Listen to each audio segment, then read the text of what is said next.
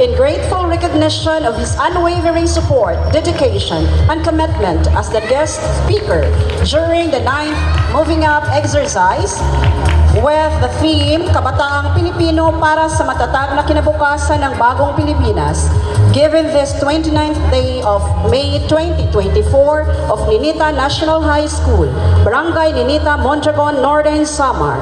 Signed, Erwin T. Guardiano, School Head.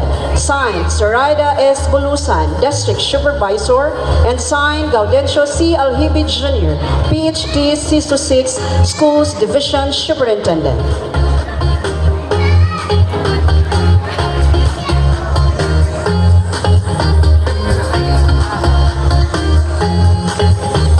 And please receive also our token appreciation for gracing this event.